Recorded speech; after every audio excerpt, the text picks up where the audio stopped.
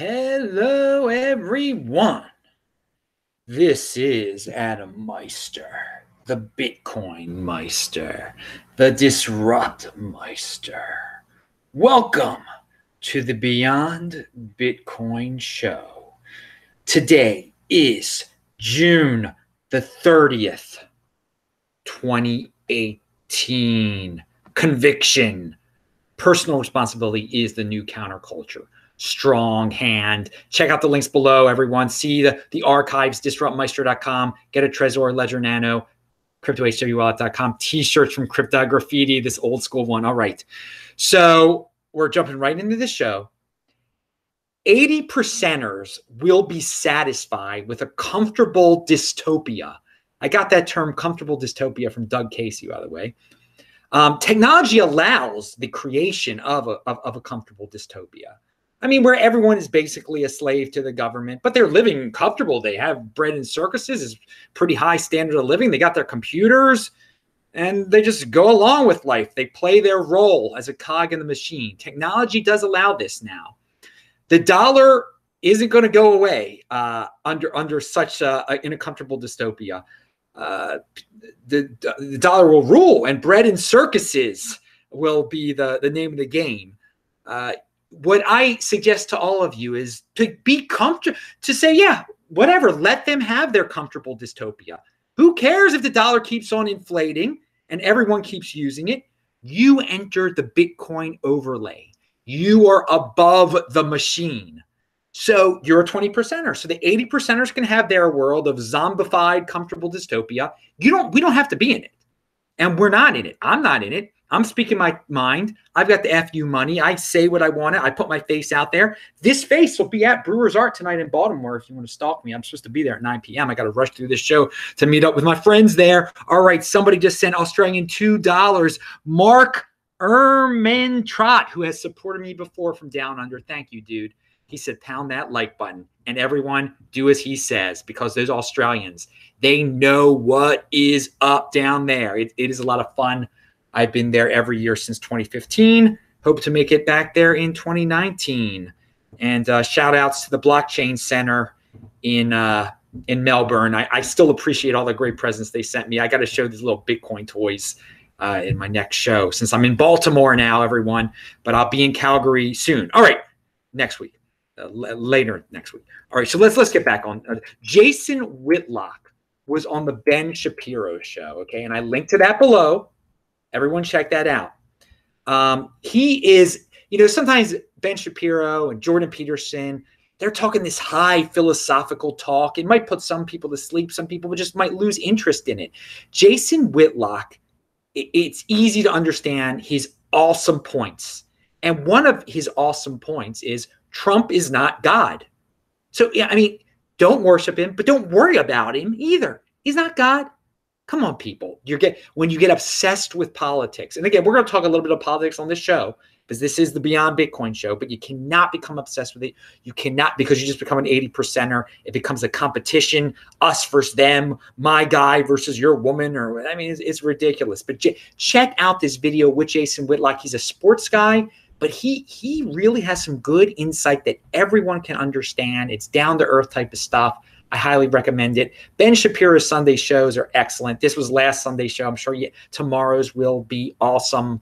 Also, I don't know if he'll play there. Tomorrow is a Jewish holiday. It's a fast of Tammuz 17. So obviously he will not be doing.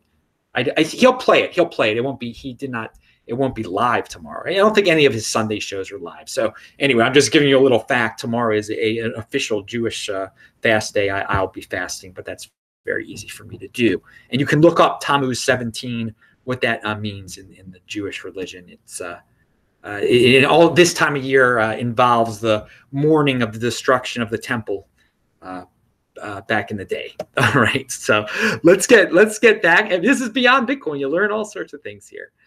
All right, so individualism is the achievement. Collectivism is the default. And I'm not sure who I got that from. We're going to talk about someone soon in this show. I think I got it from him. He's a really awesome dude. But again, individualism is the achievement. Collectivism is the default. And Yeah, the 80 percenters go for the collectivism. 20 percenters work toward individualism, making themselves more of an individual, not going with the crowd and using their heads and thinking. So individualism is the achievement, people. It's not easy. It's not easy to be a 20 percenter. If you just turn everything off, then you can, you'll be part of the collective, and you'll be very comfortable in the comfortable dystopia that technology has produced for us, that the technology of the 20 percenters produced. 20 percenters produce 20 technology, but then some people use it just to tame the 80 percenters. Okay, what else do we have here? Or distract them also. This is an actual message that YouTube sent me. And again, YouTube is a private company. They can do what they want to do, but I want you to know what YouTube is up to. BitcoinMeister, enter Next Up 2018. We're looking for passionate and motivated YouTube creators to join us for 2 special editions of Next Up in New York and Los Angeles. Wow, that sounds so fun. But wait, there's more. If you are interested in programs that support Black or Latino viewers or creators, we encourage you to apply. Come join us fall 2018. So yeah, if you're doing stuff, if you're specifically targeting Black people or Latinos, or if you're Black or Latino, yeah, you can participate in this. They're going to pump you up or whatever. Play their little game with them. So no, on this channel, no way. No way. We welcome everyone in this channel. I don't go out of my way to make shows toward you know. I mean, I've talked about how I've known people, all different types of people who join up Bitcoin, and I want the best of the best to be here. And I'm not, I don't know what this is, some type of affirmative action YouTube program. It's ridiculous. But again, YouTube can do what they want to do. And again, you know, YouTube is they got a lot of smart people working behind the technology, and that technology at Google, and that technology allows them to dominate. And then they can do all these programs, these virtue signaling programs, to appeal to the masses and the screaming harpies and everyone else that they try to appease, because they're, you know, they're a 20%, 80% company too. I bet 20% of the people there are freaking geniuses, and then they can do all the human resources type of people stuff that they want to, the 80 percenters too. I mean, they're free to do what they want to. I just wanted you to know that's an actual email they sent out to me. Okay, so let's talk about being a real friend and a real man. I think that a lot of young guys out there do not understand something that's very important. Friends can have disagreements. You don't have to be a carbon copy of your friend. You can, like, for example, and it is, if you're a real man, you can be friends with a guy who has differing opinions than you. I mean, something tremendous. Some things are too big, of course. But you don't have to be a carbon copy. Here we go. My buddy Lauren Gamaroff in South Africa. He is a great guy. He's a real man. He has 4 children, okay, and a wife. So that's a little bit different from me right there, okay? I'm not married. I don't have 4 children. But he's a fan of Bcash. I am obviously a fan of Bitcoin. But we remain friends. We remain friends. It isn't something that you lose a friendship over. But just because he doesn't want Bitcoin to die. And for Bcash, I'm just like, I say there are some good people behind Bcash, and Lorian is one of those dudes. He doesn't. I don't like when people say Bcash is the real Bitcoin. No, it is not the real Bitcoin. Bitcoin is the real Bitcoin. Bitcoin is the next Bitcoin. Bcash is an altcoin. But you don't lose your friend over that, okay? Yet, you know, your friends do not have to be carbon copies of you. So think about that sometimes. If you ever have a disagreement with a friend, some things can, you know, you can't work through, but try to work through things, because, you know, being a man is about accepting differences between your friends and yourself, and it's about mature. You don't want to be too emotional over certain things. Again, there are certain things that are beyond the pale, of course. All right, Stefan Molyneux. He had a saying out there I caught that I think everyone will like. If you really care about people's opinions of you, then you are giving them too much power over you, and they will hurt you. Navigate your life by principle, not popularity. Okay. So guys, yeah, don't try to fit in. Don't try to fit in just because people are saying, oh, you're not cool. Ignore people's opinions of you, okay? Their emotional opinions of you. They're trying to bring you down, and who knows what their ulterior motives are. You shouldn't care about their opinions. You have to have some principles, some conviction, something to stand for, okay? Live by principle, not popularity. Because again, if all the 80%ers like you probably are doing something wrong, actually. You probably stand for nothing. Remember that. If you have principle, you'll be part of the 20%. You'll have the respect, at the very least, the respect of 20%ers. Because not all 20%ers are going to agree with you on everything. All right, pound that freaking like button, people. Here's something that's been in the news lately. I just thought I would bring this up. Listen carefully. Do not react emotionally after my first half of this statement. I like open borders, but with no welfare state. That is the key. If the United States of America did not have a welfare state at all, we could have open borders. Anyone could come in, because the only way they would make it is with their hard work. Okay. Or they could go to a charity or something like that too, if they dared, because it would be very risky. It'd be very risky. You don't come to a new place with no support system at all if you don't have if you don't have a plan. Okay, now people come to the United States now because we have a tremendous tremendous social welfare, tremendous welfare state. So they know they're going to get paid right away. They're going to do much better doing nothing here than doing something where they were. So again, we would only get the best of the best if there was no social welfare, no welfare state here. And also the people already here maybe some would leave. Maybe they'd be like, now that I'm not getting well, most likely most would learn to work quite fast. So again, think about that if you're ever talking open borders with people. And I think a lot of the libertarians out there that watch the show already have this down pat. I mean, I think they agree that, yeah, open borders are great if there is no welfare state. So that is, let everyone in if there is no welfare state. So huge. All right, there is a guy named Yaron Brook, Y-A-R-O-N, Brook, B-R-O-O-K. And I think he was the one that actually, my unattributed quote above, I think he informed me of that. This guy, I discovered, how did I discover him? From one of the shows, the Dave Rubin show, I think. I don't think Dave Rubin is all that. Some people are like, he's the greatest interviewer of our generation. I think Dave Rubin's a good guy, it seems like.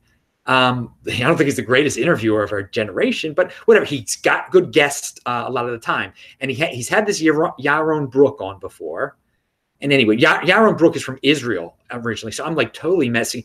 I want to call him Aharon. I bet that's his Hebrew name. I know it isn't. It's Yaron. I saw how it was spelled. It's a very weird Israeli name, because it should be Aaron, but he's Yaron. Yaron Brook. All right. So here's something he taught me. And you guys got to think about this one. This is pretty deep, and this is awesome. Freedom creates inequality.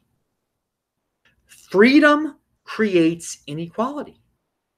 War creates equality by destruction of the rich and the middle class. So think about that. If you have a war in your country, all the rich and the middle class, they're going to lose everything. So everybody's poor. So everybody's equal. Is that great? No, it's not good. War isn't good. Everyone being equally poor is pretty darn bad. Now, let's go back to the original saying. Freedom creates inequality. It doesn't mean that people are not getting wealthier anymore. That the poor, in fact, there are less poor people today. The gap expands between the poor and the rich when you have freedom. Okay, that's just the way things are.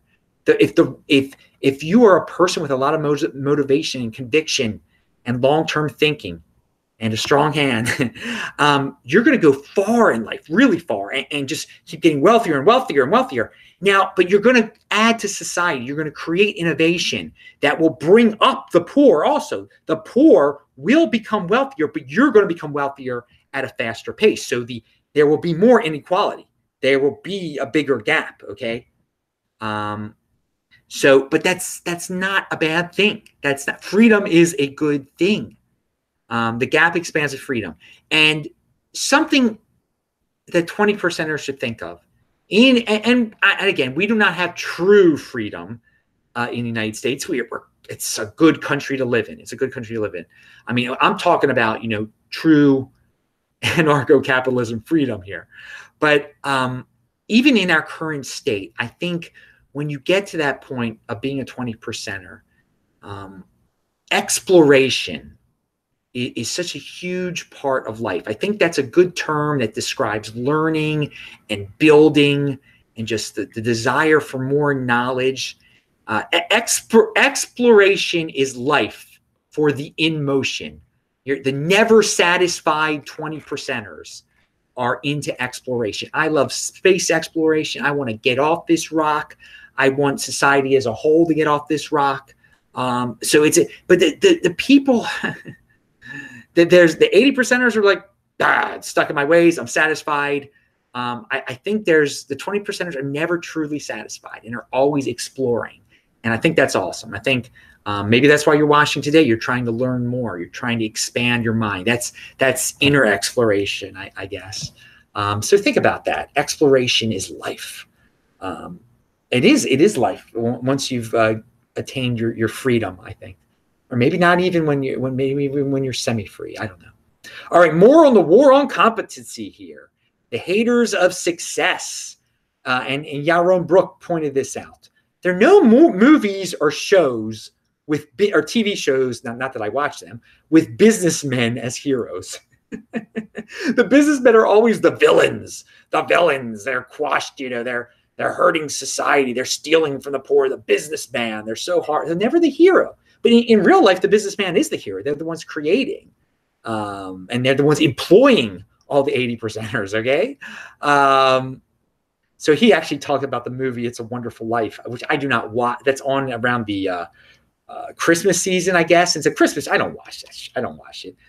So he said it's a terrible movie because the businessmen are villains in there. I don't know. I've seen parts of it before.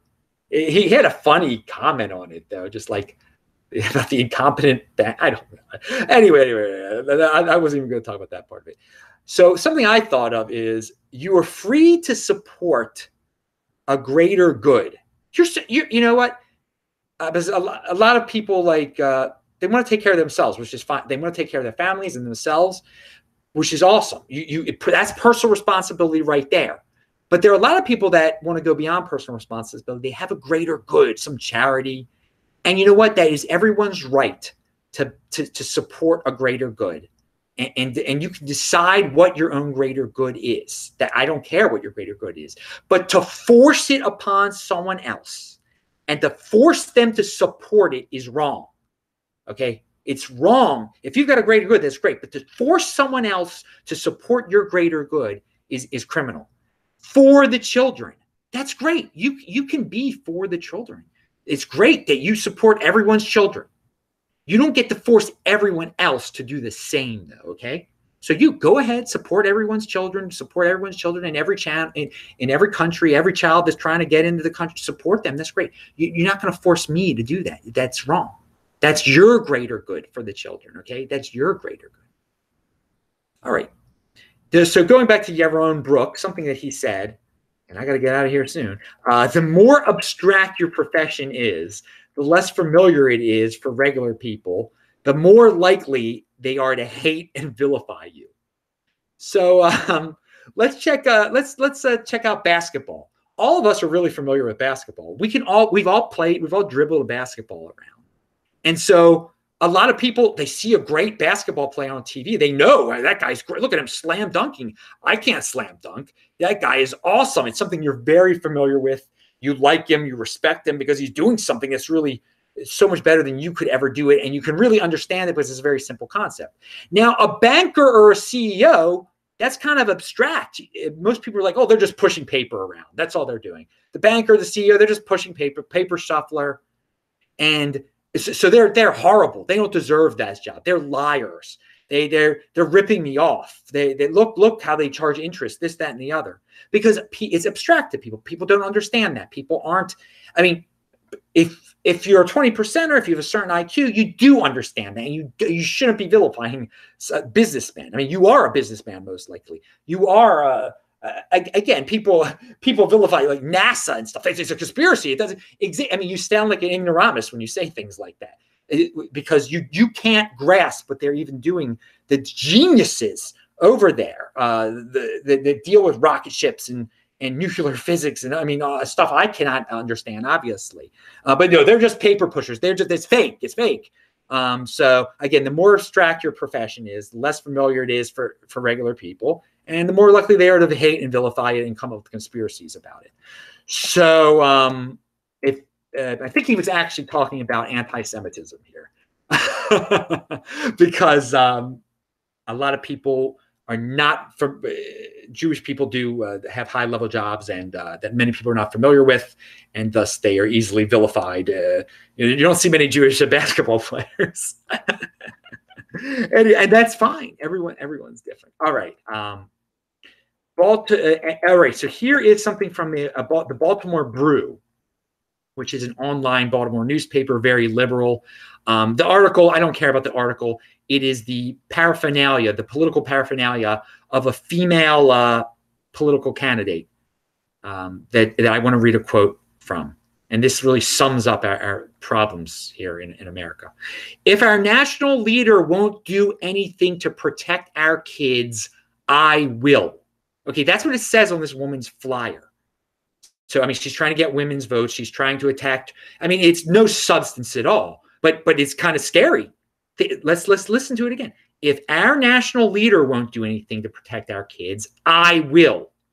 I mean, there it is. The problem with this country, lack of personal responsibility. Take care of your own darn kids. Don't rely on others to pay for them and take care of them. That it's not the president's responsibility to take care of your kids. It's not that woman's responsibility to take care of your kids. Learn to control your impulsive, live for the moment behavior, people, and don't have kids if you can't take care of your own kids, all right? Because again, you don't want to end up, you do not want other people taking care of your kids, or thinking it's good that they can take care of your kids, or wanting to take care of your kids. You don't want other people taking care of you. You don't need a nanny. You're your own man. If you are into politics because you think politicians should be taking care of us, oh yeah, you're going to get taken care of, all right. And you're not, and you're probably going to like it because you're just part of this like mindless machine. But if you've got any sense to you, you'll be like, man, I am just a slave to all this stuff. So no, don't be impulsive, people. Control, if you're going to have kids, be responsible for them, raise them yourselves, and don't think that it's the president's responsibility or the county executive's responsibility. But hey, again, that line works in Baltimore County, apparently. That line works very well for the female. It's amazing. This is quite a system we have in America. 70-year-old female voters decide who controls the public money. I'm sure that's what the founding, who own nothing. Who are on disability, who are on welfare. That's not what the founding fathers had in mind. But anyway, that's what we're dealing with now. So you can complain about it, or you can opt out, get your Bitcoin, travel around the world. If things get bad, you move somewhere else. I mean, you get that FU money, people. You can do whatever the heck you want to do. So fake emergency virtue signaling, people. This is something that Ben Shapiro brought up. He didn't use these terms, but there's all these people that say that the U.S. because of Trump, and I don't like to talk about Trump very much, but they say because of Trump, we're in like an emergency situation here. The USA is doomed. The trendies all are screaming this. All the trendy people, whether they be, there's all sorts of different type of trendy people out there. If you're in a big city, especially, let's just call them trendies. I'm not going to do political affiliations here, but they're screaming it's an emergency situation.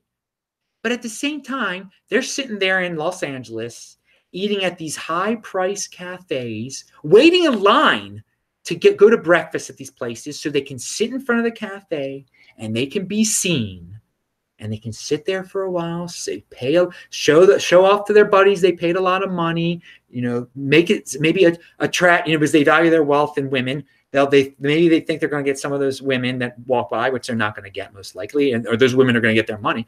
But so how doomed is the USA then? How much of an emergency is it when you're sitting there in LA, it's not an emergency. You scream all that. You can scream all you want to on Twitter, but your actions define what you really think of the situations. If it was a real emergency, you would be out in the streets going wild. I mean, you're virtue signaling on social media to gain attention, maybe gain some female validation. I have no idea what you're doing, but no, you're clearly blowing, and it's just hilarious. It's hilarious. So guys, again, if you think this is an emergency situation, what are you doing in life? Are you just going about your daily? I mean, then you really don't think you're blowing it out of proportion in your mind. There's no emergency situation right now.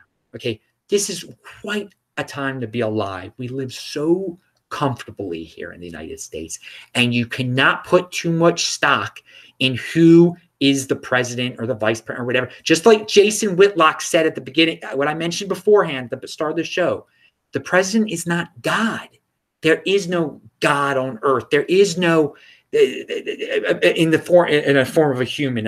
There is a God. I believe in God. Okay, but human beings are not. It's just they're human beings. We're dust, ashes to ashes, dust to dust. We're nothing but a bunch of dust combined. So don't worry your life about human beings too much. It's a complete waste. It's not an emergency situation. If there was a war going on, yeah, that'd be an emergency situation. You wouldn't be sitting in some cafe in LA if we were in hand-to-hand combat with Chinese soldiers on our mainland here or whatever. I'm just throwing that out there. That's a real emergency situation.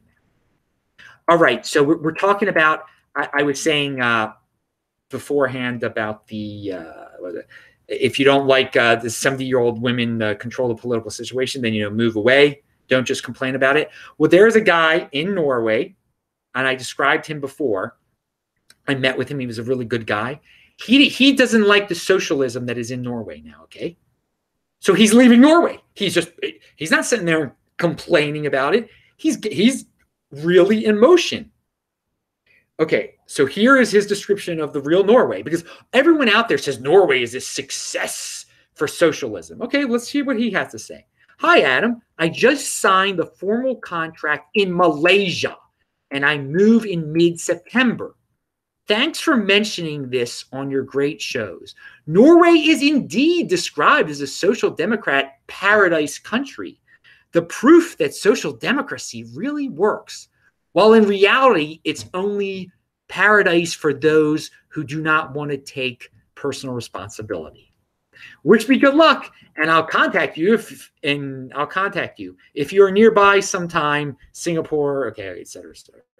All right, so there you go, people. It's such a paradise. It's such a socialist paradise. This dude is moving to Malaysia. And by the way, again, for a visitor there, it's great to visit Norway. Oh my God, it's beautiful. It's clean. Because you don't have to pay the taxes to clean it up and everything.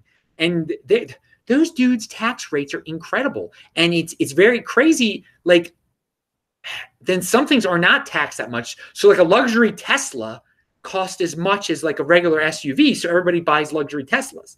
But it's still like 120,000. I mean, it's ridiculous. Okay, remember everyone, we're at the end of the show here. I'm going to be in Philadelphia on August the 18th, cryptocoincon.com with Ken Bozak. That's August 18th. And that's linked to below. Please check out the links below. Pound that like button. Calgary, I am going to be there. I land next Sunday. I will be speaking at BitcoinRodeo.com. Check out, that's linked to below, BitcoinRodeo.com on the 9th and 10th. That's Monday and Tuesday in July. And then the 11th, I'll be in Red Deer for the Red Deer meetup. And then on July 12th, I will be at the Edmonton meetup. And I'm spending the rest of July in Edmonton. If you want to take me to the Edmonton Eskimos CFL game, I would be happy to join you there. And I'll talk crypto and Bitcoin to you all night long or beyond Bitcoin. Let's congratulate Uruguay on their tremendous win over Portugal today in the World Cup. That second goal was incredible. I was cheering. I've said since the beginning of the World Cup, I'm cheering for Uruguay because I do have relatives there. I've been there 3 different times in my life. I enjoy Uruguay. I pronounce it with a Baltimore accent. It's Uruguay. Uruguay is the correct. So yes, if you're down there now and you're, who knows? That was a great game today. Everyone has to admit that. I don't think I have too many Portuguese watching this right now. What else do we have here? Yeah, so disruptmeister.com, check that out. Check out yesterday's This Week in Bitcoin. It was awesome. We talked a lot about Venezuela. On July the 4th, is July the 4th on Wednesday this year? We're going to have an all Venezuela show with all Venezuela guests. People really into this thing to know what's really going on then. And it's appropriate to have it on Independence Day because we want Venezuela to have real independence, to get away from the ridiculous socialism and communism that they're living under now. So remember, to assign fault is not productive. Just blaming, spending all your day blaming is not productive. You could point out, like, okay, that issue is caused by this, but then don't become obsessed with it. Do not become a scapegoater. It's not productive. Just be in motion, people. Finally, this was a link sent to me by the guys in Norway, actually. I think it was specifically the Norway guy I was just talking about beforehand. I'm not naming names. Select one or several countries in the menu below to see the values for the 6 dimensions. All right, so it's Hofstedinsights.com. Again, it's linked to below. It's really fun to play around with. The default now is Iran, Japan, Norway, and the USA, comparing all 4 of them on 6 different aspects. One of them is like masculinity. There's other ones that have to deal with impulsivity. It's interesting. I don't know how scientific it is. I mean, it looks very professional. It's fun to play with. Some stereotypes about certain countries come through, definitely. So check that out. Play around with your country or my country or a country what you're thinking about moving to. It's a lot of fun. Okay, so I'm Adam Meister, the Bitcoin Meister, the Disrupt Meister. Remember to subscribe to this channel, like this video, share this video. Check out the notes section below. I'm going to go to Brewers Art in Baltimore right now. If anyone's around, I'll be with my buddies. Say hi if you see me out there. And I'll say hi in the chat very fast. Again, thank you for the super chat again, dude. Bye-bye.